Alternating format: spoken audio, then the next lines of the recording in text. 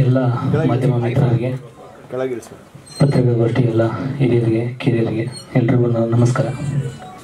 ಇವತ್ತು press meet ಇಟ್ಟಂಥ ಉದ್ದೇಶ, ಇತ್ತೀಚಿನ ದಿನಗಳಲ್ಲಿ ಏನಾಯಿತು, ಹೇಗಾಯಿತು, ಹೆಂಗಾಯ್ತು ಎಲ್ಲರಿಗೂ ಗೊತ್ತಿರುತ್ತೆ. ಸಿನಿಮಾ ರಿಲೀಸ್ಗಿಂತ ಮುಂಚೆ ಒಳಗಡೆ ಹೋಗಿ ನಾನು ರಿಲೀಸ್ ಆಗೋಷ್ಟರೊಳಗಡೆ ಏನೇನಾಯಿತು ಅನ್ನೋದು ಹೊರಗಡೆ ಬಂದ ಮೇಲೆ ನನಗೆ ಗೊತ್ತಾಗಿದ್ದು. ಚಿಕ್ಕಪಟ್ಟು ನಾನು ಕೆಲವೆಲ್ಲ ಕ್ಷಮೆ ಕೇಳಿದ್ದೀನಿ, ಅದು ಎಲ್ಲೋ ಒಂದು ಕಡೆ ಒಬ್ರಿಗೆ ಗೊತ್ತಾಗಿರುತ್ತೆ, ಎಲ್ಲೋ ಅಂತ ಕುತ್ಕೊಂಡು ಮಾತಾಡಿದ್ದೀನಿ. ಬಟ್ ಕೆಲವರಿಗೆಲ್ಲ ಕ್ಲಾರಿಟಿ ಇರಲ್ಲ, ಒಂದೊಂದು ಸತಿ ಒಂದೊಂದು ಸ್ಟೇಟ್ಮೆಂಟ್ ಇದೆ ಅನ್ನೋ ಥರ ಇದೆ ಕೆಲವರಿಗೆ. ಅದಕ್ಕಾಗೆಲ್ಲ ಪೂರ್ತಿ ಒಂದು ಕ್ಲಾರಿಟಿ ಕೊಟ್ಟು ನಾಳೆಯಿಂದ ಒಂದು ಹೊಸ ಕೆಲಸನ ಸ್ಟಾರ್ಟ್ ಮಾಡಬೇಕು. ಮತ್ತೆ ಏನಾರು ದೊಡ್ಡವರೆಲ್ಲ ಆಶೀರ್ವಾದ ಮಾಡಿದರೆ ಮತ್ತೆ ಒಂದು ಸಿನಿಮಾನ ರಿಲೀಸ್ ಮಾಡ್ಸೋಕೆ ಒಂದು ಅವಕಾಶ ಸಿಗುತ್ತಾ ಅನ್ನೋದೊಂದು ಕೇಳ್ಕೊಳ್ಳೋಕ್ಕೋಸ್ಕರ ಒಂದು ಪ್ರೆಸ್ ಮೀಟ್ ಇಟ್ಟಿರೋದು. ಎಲ್ಲ ಆಡಿಯೋ ಕೇಳಿದ್ದೀರ ಅಂತ ಅಂದ್ಕೊಂಡಿದ್ದೀನಿ. ರಿಲೀಸ್ ಒಳಗಡೆ ಹೋದಾಗ ಒಂದು ಕೇಸ್ ಆಗುತ್ತೆ, ಅದಾದಮೇಲೆ ಒಂದು ಜನ ಎಲ್ಲ ಒಂದು ಸ್ವಲ್ಪ ಪ್ಲಸ್ ಮಾಡ್ಕೊತಾರೆ, ಒಂದು 2 ದಿನ 3 ದಿನ ಒಂದು ಒಳ್ಳೆ ಕಲೆಕ್ಷನ್ ಆಗುತ್ತೆ. ಅದಾದಮೇಲೆ ಒಂದು ಸಿನಿಮಾ ಚೆನ್ನಾಗಾಗ್ತಿದೆಯಲ್ಲ ಅಂದ್ಬಿಟ್ಟು ಇನ್ನೊಂದು ಆಡಿಯೋ ಸ್ಟಾರ್ಟ್ ಆಗುತ್ತೆ. ನನ್ನಲ್ಲಿ ಒಂದು ಆಡಿಯೋ ವಿಡಿಯೋ ರೆಕಾರ್ಡ್ಗಳು ಮಾಡೋವಂಥ ಏನಾದ್ರು ತಲೆಯಲ್ಲಿ ಇದ್ದಿದ್ರೆ ನಾನು ಒಂದು 100 ಸಾಕ್ಷಿಗಳು ಬಿಟ್ಟಾಗ್ತಿದ್ದೆ. ನಾನು ಆ ಥರ ಕಂಪ್ನಿಗಳು ಯಾವುದು ಓಪನ್ ಮಾಡಿಲ್ಲ. ನನಗೆ ಗೊತ್ತಿರೋದು ಒಂದೇ, ವ್ಯವಸಾಯ, ಒಂದು ಕಲೆ, ಎರಡನ್ನೇ ನಂಬ್ಕೊಂಡು ಬಂದಿರೋದು. ಇದುವರೆಗೂ ನನಗೆ ಬ್ಯಾಕ್ಗ್ರೌಂಡ್ ಅನ್ನೋದು ಏನೂ ಇಲ್ಲ. ಇಲ್ಲೇನು ಮಾತಾಡಿದ್ದೀನಿ, ಅವ್ರ 3 ಜನದ ಆಶೀರ್ವಾದ ತಗೊಂಡು ಹೋಗ್ಬೇಕು, ಅವ್ರ ಆಶೀರ್ವಾದ ತಗೊಂಡು ಬೆಳಿಬೇಕು ಅಂದ್ಕೊಂಡದನ್ನು ಏನು ಆಡಿಯೋ ಕಂಪ್ನಿ ಆಡಿಯೋದವ್ರು ಮಾಡಿದ್ದಾರೆ ಅವ್ರ ಜೊತೆ ಪೂರ್ತಿ ಹೇಳ್ಕೊಂಡಿದ್ದೀನಿ ನನ್ನ ಕಷ್ಟ ಸುಖಗಳನ್ನೆಲ್ಲ. 15 ದಿವಸಕ್ಕೆ ವಾರಕ್ಕೆ ಒಂದು ಜಗಳಗಳು ಆಗ್ತಾನೆ ಇದ್ದು, ಏನೇನೋ ಆಗ್ತಾನೆ ಇದ್ದು, ಮಧ್ಯ ಕಾಲಿಗೆಲ್ಲ ಬಿದ್ದು ಕೇಳ್ಕೊಂಡಿದ್ದೀನಿ. ಸಿನಿಮಾ ರಿಲೀಸ್ ಅನೌನ್ಸ್ ಆದಾಗ ಡೇಟು ದಿನ ದಿನ ದಿನ ದಿನ ಜಾಸ್ತಿ ಆಗ್ತಾನೇ ಹೋಗ್ತಾ ಇತ್ತು. ನಾನು ಯಾರಿಗೂ ಹೇಳ್ಕೊಂಡಿರಲಿಲ್ಲ. ಹೇಳ್ಕೊಂಡು ನಾನು ಏನಾದರೂ ನನ್ನ ಹೆಂಡತಿ ಕರ್ಕೊಂಡೋಗಿ ಏನಾದರೂ ಒಂದು ಕಂಪ್ಲೇಂಟ್ ಕೊಟ್ಟಿದ್ರೆ ಅದು ಬೇರೆ ಥರ ಆಗಿರೋದು. ಬಟ್ ಜನ ಸಿನಿಮಾ ಗಿಮಿಕ್ ಅಂತಾರೆ ಅಂದ್ಬಿಟ್ಟು ನಾನು ತುಂಬ ಸಂಖ್ಯೆ, ನಾನು ಇದುವರೆಗೂ ಯಾವ ಸ್ಟೇಷನ್ ಮೆಟ್ಲು ಗೊತ್ತಿಲ್ಲ, ಯಾವ ಕೋರ್ಟು ಕಚೇರಿ ಅಂತ ಗೊತ್ತಿಲ್ಲ.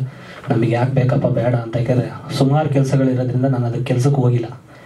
ಬಟ್ ಹಿಂಗಾಗತ್ತೆ ಅಂತ ಅಂದ್ಕೊಂಡಿರಲಿಲ್ಲ. ನನ್ನ ಒಂದು ಬ್ಯಾಡ್ ಲಕ್. ಸ್ಟಾರ್ಟಿಂಗು ಆಡಿಯೋ ಕೇಳಿದಾಗ 100ಕ್ಕೆ 100% ಅದು ನಂದಲ್ಲ ಅಂತಲೇ ಅಂದ್ಕೊಂಡಿದ್ದೆ ನಾನು. ಯಾಕೆಂದರೆ ಒಂದೊಂದು ವೇರಿಯೇಷನ್ ಒಂದೊಂದು ಥರ ಇದೆ. ಸ್ಟಾರ್ಟಿಂಗ್ ಆಡಿಯೋ ಕೇಳಿದಾಗ ಅವ್ರ ವಾಯ್ಸ್ ಎಲ್ಲ ಪೂರ್ತಿ ಮ್ಯೂಟ್ ಆಗಿ ನನ್ನ ಮಾತ್ರ ಬರೀ ಅವರು ಅಂದಿದ್ದಾರೆ ಅಷ್ಟೇ, ಮಿಕ್ಕಿದ್ದೆಲ್ಲ ಕಟ್ಟಾಗಿದೆ. ಈಗ ಪೂರ್ತಿ ಬಿಟ್ಟರು ಆಡಿಯೋಗೂ ಅದಕ್ಕೂ ನೀವು ಒಂದ್ಸತಿ ನೋಡಿದರೆ ಅದು ಈಗ ಏನು ಮಾತಾಡಿದ್ರು ಅದು ಸಮರ್ಥನೆ ಅಂತ ಅನಿಸುತ್ತೆ. ಬಟ್ ನಾನು ಸ್ಟಾರ್ಟಿಂಗು ಇಲ್ಲ ನಂದಲ್ಲ ಅಂದಿದ್ದೆ ಒಂದು ಕಡೆ ಒಳ್ಳೇದು ಅಂತ ಅನಿಸುತ್ತೆ. ಯಾಕೆಂದರೆ ಹಂಗೆ ಅಂದಿದ್ದಕ್ಕೆ ಯಾರು ಬಿಟ್ಟಿದ್ದು ಅಂತ ಗೊತ್ತಾಗಿದ್ದು. ನನಗೆ ಯಾರು ಬಿಟ್ಟವ್ರೆ ಅಂತ ನನಗೆ ಗೊತ್ತಿಲ್ಲ. ಯಾಕೆಂದರೆ ಅವ್ರು ಒಂದು ಹಿಂಟ್ ಕೊಟ್ಟಿದ್ರು, ಈ ಆಡಿಯೋ ನಾವು ನಿಮ್ಮ ಫ್ರೆಂಡ್ ಸರ್ಕಲಲ್ಲಿತ್ತು, 50,000 ಕೊಟ್ಟು ತಗೊಂಬಂದಿದ್ದೀವಿ, 50,000 ಕೊಟ್ಟು ಡಿಲೀಟ್ ಮಾಡಿಸಿದ್ದೀವಿ, ಅದೊಂದು ಬಿಟ್ಟರೆ ಸಾಕು ಇಡೀ ಕರ್ನಾಟಕ ಜನತೆ ನಿಂಗೆ ಹೊಡಿತಾರೆ. ಹಂಗೆ ಅಷ್ಟೊಂದು ದ್ವೇಷ ಯಾಕೆ? ಇಷ್ಟೊಂದು ದ್ವೇಷ ಮಾಡೋ ಬದಲು 31 ಇಷ್ಟು ವಿಷಯ ಕೊಟ್ಬಿಟ್ಟಿದ್ರೆ ಚೆನ್ನಾಗಿರೋದೇನೋ ಅಂತ ಅನಿಸುತ್ತೆ. ಬಟ್ ಅವ್ರು ಕೊಟ್ಟಿರೋ ಕೇಸ್ ಏನು, ಅವ್ರು ಹೋರಾಡ್ತಾರೆ, ಯಾವುದು ಆಡಿಯೋ ಬಗ್ಗೆ ಹೋರಾಡ್ತಾ ಇದ್ದಾರೆ ಏನಕ್ಕೆ ಅಂತ ಗೊತ್ತಿಲ್ಲ. ಬಟ್ ನನಗೆ ಅದು ಕೇಸ್ ಬಗ್ಗೆ ನಾನೇನು ತಲೆ ಕೆಡಿಸ್ಕೊತಿಲ್ಲ. ಅದು ಕಾನೂನಿದೆ, ಅದೇನಾಗಬೇಕು ಅದಾಗ್ತಿದೆ. ಬಟ್ ಈ 3 ಜನ ಮೇಯ್ನ್ ಇವ್ರ ಹತ್ರ ಏನು ಹೇಳ್ಕೊಂಡಿದ್ದೆ, ಮನೆಗೆ 2-3 ದಿನ ಕಂಟಿನ್ಯೂ ನಮಗೆ ಜಗಳಗಳಾಗ್ತಾನೆ ಇತ್ತು. ಅದರಲ್ಲಿ ಒಬ್ರದ್ದು ಹುಡುಗಂದೊಬ್ಬಂದು ವಾಯ್ಸ್ ಬರುತ್ತೆ, ಅಲೋಕ್ ಅಂತ. ಅವನು ಹೆವಿ ಟ್ಯಾಲೆಂಟೆಡ್. ಅವನು ಟೋಟಲ್ ಒಂದು 69 ರೆಕಾರ್ಡ್ ಮಾಡ್ಯವನೆ. ನನಗೆ ರೆಕಾರ್ಡ್ ಮಾಡೋ ಬುದ್ಧಿ 1% ಇಲ್ಲ. ನನ್ನ ಮೊಬೈಲ್ ಇವಾಗಲೂ ಕೊಡ್ತೀನಿ, ಒಂದು ರೆಕಾರ್ಡು ಇಲ್ಲ ನನ್ನ ಹತ್ರ. ಪ್ರತಿ ಒಂದು ದಿವಸ ಮೊಬೈಲ್ನೂ ಕತ್ಕೊಂಡು ಹೋಗಿದ್ದಾನೆ. ಮೇ ಬಿ ಮೊಬೈಲ್ ಕತ್ಕೊಂಡು ಹೋಗಿದ್ದೇನೋ, ಮೇ ಬಿ ಅವರವರ ಚಾಟ್ ಮಾಡ್ಕೊಂಡು ಸ್ಕ್ರೀನ್ಶಾಟ್ ಏನೋ ತಗೊಂಡವ್ರೆ ಅನ್ನೋದು ನನಗೆ ಈಗ ಗೊತ್ತಾಗ್ತಿದೆ. ಆ ಸ್ಕ್ರೀನ್ಶಾಟ್ ಕೆಲವೆಲ್ಲ ಮೆಸೇಜ್ಗಳು ಅವರವರೇ ಮಾಡ್ಕೊಂಡು ತಗೊಂಡು ವಾಟ್ಸಪ್ ಕಳಿಸ್ಬಿಟ್ಟು ಕ್ಲಿಯರ್ ಚಾಟ್ ಹೊಡೆದವ್ರಂತೆ. ಅದು ನನಗೆ ಗೊತ್ತಿಲ್ಲ. ಮನೆಗೆ ಒಂದು ದಿವಸ ಜಗಳಾಡಿ ಮತ್ತೆ ಬೆಳಿಗ್ಗೆ ಫೋನ್ ಮಾಡಿದರು, ಜಗಳಾಡಲ್ಲ ಇನ್ಮೇಲೆ ಹೊಡೆದಾಡಲ್ಲ ಅಂತ. ಆಯಿತು, ಸಂಜೆ ಒಂದಾಗೋಣ ಚೆನ್ನಾಗಿರೋಣ ಅಂತಲೇ ಕರೆದಿದ್ದವರು. ಅವ್ರಿಗೆ ಹೇಳ್ತಾರೆ CCTV ಫುಟೇಜು ಅದೇನೋ ಹೇಳ್ತಾರೆ, ನನಗೆ ಗೊತ್ತಿಲ್ಲ. ಅವರೆಲ್ಲ ಅದೇ ಕೆಲಸ ಆಗಿರೋದ್ರಿಂದ ಎಲ್ಲ ಗೊತ್ತು ಅವ್ರಿಗೆ. ಬಟ್ ನಾವೇನು ಅಂದರೆ ನಾವು ಸ್ವಲ್ಪ ಹಳ್ಳಿಯಿಂದ ಬಂದಿರೋದ್ರಿಂದ ಪಟ್ಟಂತ ಹೋಗಿ ಹಳ್ಳಿಗೆ ಬಿಡೋದು, ಮಾತಾಡ್ಬಿಡೋದು, ಏನೇನು ಮಾತಾಡ್ತೀವೋ ನಮಗೂ ಗೊತ್ತಿರಲ್ಲ. ಅವ್ರ ಹತ್ರ ನಾನೇನು ಇದುವರೆಗೂ ನಮ್ಮ ಫ್ರೆಂಡ್ ಸರ್ಕಲೆಲ್ಲ ಕೇಳೋದಷ್ಟೇ, ಯಾವತ್ತೂ ಒಂಚೂರು ಕುಡ್ದಿದ್ದು ಹೆಂಗೆ ಕುಡ್ದೆ, ಅಲ್ಲಿ ಹೆಂಗೆ ಕುಡ್ದೆ, ಏನೋ ನಾವು ಪಾರ್ಟಿ ಕೂತ್ಕೊಂಡಾಗ ಅದು ಕುಡಿತೀನಿ, ಜ್ಯೂಸ್ ಕುಡಿತೀನಿ ಅಂತಿದ್ದವನು ಅದು ಹೆಂಗೆ ಕುಡ್ದೆ ಅಂತ ಕೇಳ್ತಾರೆ. ನಾನು ಪ್ರತಿಯೊಂದು ಎಣ್ಣೆ ಕುಡಿದಿರೋದು ಅವರ ಜೊತೆಯಲ್ಲಿದ್ದಾಗಲೇ 3 ದಿವಸ. ನಾನು ಪೂರ್ತಿ ಡಯಟ್ ಇದ್ದವನು. ಸಿನಿಮಾಗೋಸ್ಕರ ತುಂಬ ಅಂದರೆ ತುಂಬ. ನಮ್ಮ ತಾಯಿ ಐಸೋಡಲ್ಲಿದ್ದಾಗಲೂ ಕೂಡ ಜಿಮ್ಗೆ ಹೋಗಿದ್ದೀನಿ ಹಾಸನದಲ್ಲಿ. ನನ್ನ ಹೆಂಡತಿ ಉಳಿಯೋದೇ ಇಲ್ಲ ಅನ್ನೋ ಟೈಮಲ್ಲಿ ಒಂದು 6 ತಿಂಗಳಲ್ಲಿ ಮೈಸೂರಲ್ಲಿದ್ದಾಗ ಅಲ್ಲೂ ಕೂಡ ಜಿಮ್ ಹಿಡ್ಕೊಂಡು ಹೋಗಿದ್ದೀನಿ. ಎಲ್ಲರೂ ಕೇಳೋರು, ಐಸೋಡಲ್ಲಿ ಇಟ್ಕೊಂಡು ನೀನು ಜಿಮ್ ಇಲ್ಲ ಸರ್, ಸಿನಿಮಾ ಶೂಟಿಂಗ್ ಸ್ಟಾರ್ಟ್ ಆಗ್ತಿದೆ, ಚೆನ್ನಾಗಿ ಕಾಣ್ಬೇಕು. ನಾನು ಇಷ್ಟು ಶ್ರಮ ವಹಿಸ್ತವನು, ನನ್ನ ಗುಂಡಿ ನಾನು ತೋಡ್ಕೊಳ್ಳೋದ. ಇವ್ರಿಗೆ ಏನು ನಾನು ಎಣ್ಣೆ ಕುಡಿಯೋ ಜೊತೆಲಿ ಕೂತ್ಕೊಂಡಾಗ ಮಾತಾಡಿದ್ದು ಈ ಅಲೋಕನನ್ನು ಲೇಡೀಸ್ ಇಬ್ಬರು ಸೇರ್ಕೊಂಡು ಮಾತಾಡ್ಬೇಕಾದ್ರೆ ನಾನು ತುಂಬ ಖುಷಿ ವಿಚಾರಗಳನ್ನ ಹೇಳ್ಕೊಂಡಿದ್ದೀನಿ. ನಾನು ಶಿವಣ್ಣ ಅವರ ಟೈಟ್ಲು ಸಿಕ್ಕಿದ್ದು, ನಾನು ಯಾವ್ದು ಮೀಟ್ ಮಾಡಿಸ್ತೀನಿ ಅಂದರೆ ಯೋಗರಾಜ್ ಭಟ್ರು ಸರ್ ಹೇಳಿದ್ದಾರೆ, ನಮ್ಮ ಟ್ರೈಲರ್ ಲಾಂಚ್ ಮಾಡಿಸ್ತೀನಿ ಅಂತ ಹೇಳಿದ್ದಾರೆ. ಇದನ್ನ ಹೇಳಿದ್ದಾರೆ, ಅವ್ರ ಕೈಲಿ ಮಾಡಿಸ್ತೀನಿ, 2ನೇ ವಾರಕ್ಕೆ ನಾನು ಕರೆಸ್ತೀನಿ ಅಂತ ಹೇಳಿ ಶಿವಣ್ಣವ್ರಿಗೆ ಸಿನಿಮಾ ತೋರಿಸ್ತೀನಿ ಅಂತಲೂ ಹೇಳಿದ್ದೀನಿ. ದರ್ಶನ್ ಸರ್ದು ಅವತ್ತಿನ 1-2 ವಾರ ಹಿಂದೆ ಮುಂದೆ ದರ್ಶನ್ ಪುಟಾಣಿ ಸರ್ ಹತ್ರ ಮಾತಾಡ್ಕೊಂಡು ಬಂದಿದ್ದೆ. ಸರ್ ಒಂದೇ ಒಂದು ಬೈಟ್ಸ್ ಕೊಡಿ ದರ್ಶನ್ ಸರ್ ಕೈಲಿ, ಒಂದೇ ಒಂದು ಬೈಟ್ಸ್ ಕೊಡಿಸಿ ಪ್ಲೀಸ್ ಸರ್ ಅಂತ ಹೇಳಿ ಅದೆಲ್ಲ ಇವ್ರ ಹತ್ರ ಚರ್ಚೆ ಮಾಡಿದ್ದೆ ಅವತ್ತಿನ ದಿವಸ. ಅದೇನು ರಾತ್ರಿ ನಡೆಯುತ್ತೆ ಅವತ್ತಿನ ದಿವಸ. ಧ್ರುವಣ್ಣವ್ರ ಬಗ್ಗೆ ಪ್ರತಿಯೊಂದು ಗೊತ್ತಿತ್ತು ಅವರಿಗೆ. ಪೋಸ್ಟರ್ ಲಾಂಚ್ ಮಾಡಿದ್ದು ತುಂಬ ರೀಚ್ ಆಗಿದೆ. ಅವ್ರ ಫ್ಯಾನ್ಸ್ ಪೇಜಲ್ಲೆಲ್ಲ ಎಲ್ಲ ಕಡೆ ಹಾಕಿದ್ದಾರೆ ನಮ್ದೆಲ್ಲ ಸಿನಿಮಾ ಪ್ರಮೋಷನ್. ಸಿನಿಮಾನು ನೋಡ್ತೀನಿ ಅಂತಲೂ ಕೂಡ ಹೇಳಿದರು. ಇಷ್ಟೆಲ್ಲ ಒಂದು ಖುಷಿ ವಿಚಾರ ಹಂಚ್ಕೊಂಡಿದ್ದು ಅಷ್ಟೇ. ಅದು ಮುಗಿದ ಮೇಲೆ ಡ್ರಿಂಕ್ಸ್ ಅಷ್ಟು ಅವರೇ ಕೊಟ್ಟಿದ್ದು ಅವ್ರ ಮನೇಲೇ ಕೊಟ್ಟಿದ್ದು. ಅದು ಲೇಬಲು ಇರಲಿಲ್ಲ, ಏನೂ ಇರಲಿಲ್ಲ. ನನಗೆ ಏನು ಹೇಳಿದ್ರು ಅಷ್ಟು ದಡ್ಡನಾಗೋರು ನೀನು ಅಂತ ಅನ್ಬೋದು. ನಾನು ಹೇಳ್ತಾ ಇದ್ದೀನಿ ಅದರಲ್ಲಿ ಏನೂ ಲೇಬಲ್ ಇರಲ್ಲ. ಅವನೇ ತಂದು ಕೊಟ್ಟಿದ್ದ ಲೋಕ್ ಅನ್ನೋನು ಏನಿದ್ದಾನೆ ಅವನೇ ತಂದು ಕೊಟ್ಟಿದ್ದ. ಇವರಿಬ್ಬರಿಗೆ ಒಬ್ಬರು ಲೇಡೀಸ್ ಇದ್ದಾರೆ, ಅವರು ನಾನು ಒಂದು ಅಡ್ರೆಸ್ ಇಟ್ಟಿದ್ದೀನಿ, ಅದು ಹೇಳೋದು ಬೇಡ. ಅವ್ರು ಇನ್ನೂ ಬೆಳಕಿಗೆ ಬಂದಿಲ್ಲ, ಆರಾಮಾಗಿ ಗಂಡ ಮಗು ಜೊತೆ ಚೆನ್ನಾಗಿದ್ದಾರೆ.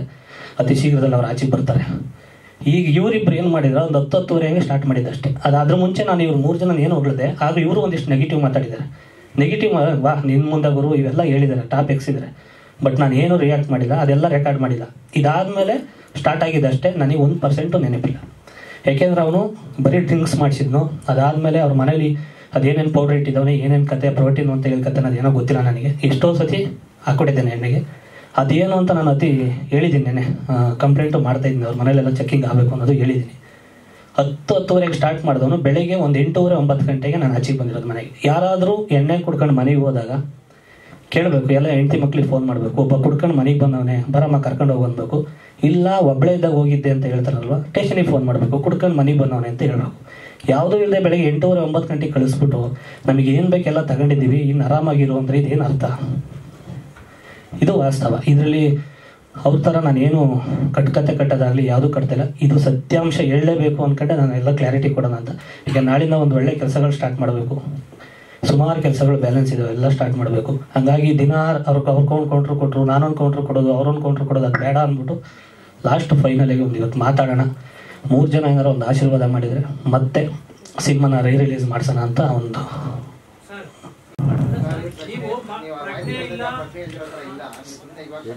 ಅಲ್ಲ ಸರ್, ಕಟ್ಕತೆ ಅಂತ ನಾನು ಹೇಳ್ತೀನಿ. ಹಾಂ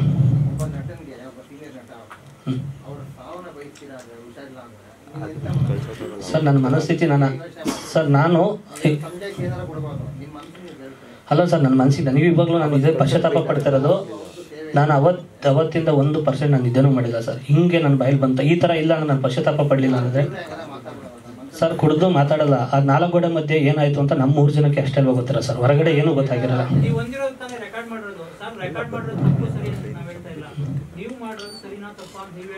ಅಲ್ಲ ಸರ್, ಈಗ ಅಷ್ಟೊತ್ತು ಒಂದು ಪಾಸಿಟಿವ್ ಮಾತಾಡಿರ್ತೀನಿ, ಅದನ್ನು ಬಿಟ್ಟು ಇಷ್ಟು ಮಾತ್ರ ರೆಕಾರ್ಡ್ ಮಾಡ್ತಾರೆ ಅಂದರೆ ನನಗೆ ಅನಿಸಿದ ಪ್ರಕಾರ ನಮ್ಮ ಹಳ್ಳಿ ಕಡೆ ಗೊತ್ತಿಲ್ಲ ಹೆಂಗೆ ಏನಂತ ಕತೆ ಗೊತ್ತಿಲ್ಲ.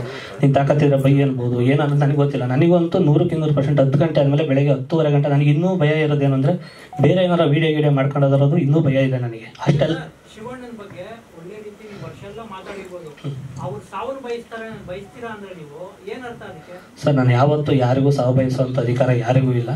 ನಾನು ಹಂಗೇನಾದರೂ ಪ್ರಜ್ಞೆ ಇದ್ದು ಉದ್ದೇಶಪೂರ್ವಕವಾಗಿ ಏನಾದರೂ ಮಾತಾಡಿದ್ದಿದ್ರೆ ನಾನು ಸ್ಟೇ ತರೋದೋ ಇಲ್ಲ ಆಡಿಯೋ ಡಿಲೀಟ್ ಮಾಡಿಸೋದೋ ಏನೋ ಒಂದು ಮಾಡ್ತಾಯಿದ್ದೆ ಸರ್. ಅಷ್ಟು ಪ್ರಜ್ಞೆ ಇತ್ತು ನನ್ನ ಮನಸ್ಸಿಂದ ಹೇಳಿದಿದ್ರೆ. ಇದು ಮನಸ್ಸಿಂದ ಹೇಳಿದಿರೋದಕ್ಕೆ ನಾನು ಸುಮ್ಮನಾಗಿದ್ದು. ಬಿಡು ಅದೆಲ್ಲ ಇರಲ್ಲ, ನಾನು ಮಾತಾಡಿರೋಕ್ಕೆ ಚಾನ್ಸೇ ಇಲ್ಲ ಅಂತ ನಾನು ಆ ಒಂದು ಧೈರ್ಯದಲ್ಲೇ ನಾನು ಸಿನಿಮಾ ಆರಾಮಾಗಿ ಪ್ರಮೋಷನ್ ಮಾಡ್ಕೊಂಡಿದ್ದೆ. ಪ್ರಮೋಷನಿಗೆ ಪ್ರತಿಯೊಂದು ಟೈಮಲ್ಲೂ ಫೋನ್ ಮಾಡಿ ಟಾರ್ಚರ್ ಕೊಟ್ಟವ್ರೆ, ಹಂಗಿದೆ ಹಿಂಗಿದೆ, ಊರಲ್ಲಿ ತುಂಬ ಕನ್ಫ್ಯೂಸ್ ಮಾಡಿದರು ಸರ್. ನಾನು ಆ ಥರ ಕುಡ್ಕನೂ ಅಲ್ಲ ಸರ್, ನಾನು ಕುಡಿದೂ ಇಲ್ಲ. 3 ವರ್ಷ ಫುಲ್ಲು ಡಯಟಲ್ಲಿದ್ದೀನಿ. ಯಾರನ್ನಾದರೂ ಕೇಳ್ಕೊಬನ್ನಿ ನಮ್ಮ ಫ್ರೆಂಡ್ ಸರ್ಕಲಲ್ಲಿ. ನಾನು ಸಿಕ್ಕಾಕೊಂಡಿದ್ದು ಹೆಂಗೆ ಅಂದರೆ ನನ್ನ ಸಿನಿಮಾ ಜೀವನ, ನನ್ನ ಉಸಿರು ಅಂತ ಸಿನಿಮಾನ ಪ್ರೀತಿಸ್ತಾನೆ. ಅವ್ರಿಗೆ ಗೊತ್ತು ಸಿನಿಮಾ ವೀಕ್ನೆಸ್ ಅನ್ನೋದು ಗೊತ್ತು ಅವರಿಗೆ. ಆ ವೀಕ್ನೆಸ್ ಇಟ್ಕೊಂಡು ರಿಲೀಸ್ ಡೇಟ್ ಹತ್ರ ಬಂದಂಗೆ ಸುಮಾರು ಬ್ಲ್ಯಾಕ್ ಮೇಲ್ ಮಾಡ್ಕೊಂಡಿದ್ದಾರೆ. ನಾನು ಕಂಪ್ಲೇಂಟ್ ಕೊಟ್ಟಿದ್ರೆ ತುಂಬ ಚೆನ್ನಾಗಿರೋದು, ಬಟ್ ಕೊಟ್ಟಿದ್ರೆ ಸಿನಿಮಾ ಪ್ರಚಾರಕ್ಕೆ ಗಿಮಿಕ್ ಅಂತಾರೆ ಅನ್ನೋ ಉದ್ದೇಶಕ್ಕೆ ನಾನು ಏನೂ ಕೊಟ್ಟಿಲ್ಲ. ಹಾಗಾಗಿ ಪಶ್ಚಾತ್ತಾಪ ಡೈಲಿ ಪಡ್ತಾನೇ ಇದ್ದೀನಿ. ಈಗ ಇವರಿಗೆ ಧ್ರುವಣ್ಣವರಿಗೆ ಬಂದ ತಕ್ಷಣ ನಾನು ಅಲ್ಲಿ 2-3 ದಿವಸ ಆದಮೇಲೆ ನಾನು ಹಂಗೇನಾದ್ರು ಉದ್ದೇಶಪೂರ್ವಕವಾಗಿ ಮಾತಾಡಿದರೆ ರಿಲೀಸ್ ಆದಮೇಲೆ ನಾನು ಊರಿಗೆ ಎಲ್ಲರೂ ಹೋಗ್ಬಿಟ್ಟು ಕಣ್ಣಿಗೆ ಕಾಣಂಗಿಲ್ಲ ಇದ್ಬಿಡ್ತಿದ್ದೆ.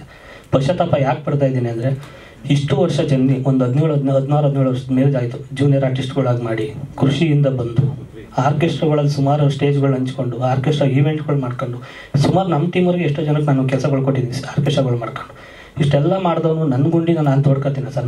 ನನಗೆ ಇನ್ನೂ ಸಿನಿಮಾಗಳು ಮಾಡಬೇಕು ಅನ್ನೋ ಒಂದು ಜಾಸ್ತಿ ಇದೆ. ನನಗೆ ಕಲೆನ ನಂಬಿ ಬಂದಿರೋದು, ಬೇರೆ ನನಗೆ ಬ್ಯಾಕ್ಗ್ರೌಂಡ್ ಆಗಲಿ ದುಡ್ಡಾಗಲಿ ಹಂಗೆಲ್ಲ ಇದ್ದಿದ್ರೆ ನನ್ನ ಜೊತೆ ಇರೋರೇ ಹೋಗ್ಬಿಟ್ಟು ಅವ್ರಿಗೆ ಹೊಡೆದು ಸಾರಿ ಕೇಳಿಸ್ಬಿಡೋರು, ಇದು ಆಡಿಯೋ ಫೇಕ್ ಅಂತ ಹೇಳು ಅಂತ ಅವ್ರ ಕೈಲೇ ಹೊಡೆದು ಕೇಳಿಸಿರೋರು. ಬಟ್ ನಮಗೆ ಹೊಡೆಯೋಕ್ಕೂ ದುಡ್ಡಿಲ್ಲ, ಹೊಡ್ಸೋಕ್ಕೂ ದುಡ್ಡಿಲ್ಲ. ನಮಗೇನು ಈ ದುಡ್ಡಿಲ್ದರೆ ಏನು ಹೇಳ್ತೀವಿ, ದೇವ್ರಿದ್ದಾನೆ ಅಂತೀವಿ, ಇಲ್ಲ ಕರ್ಮ ರಿಟರ್ನ್ ಅಂದ್ಕೊಂಡು ಏನೋ ನಮಗೆ ನಾವು ಸಮಾಧಾನ ಮಾಡ್ಕೊತೀವಿ ಅಷ್ಟೇ.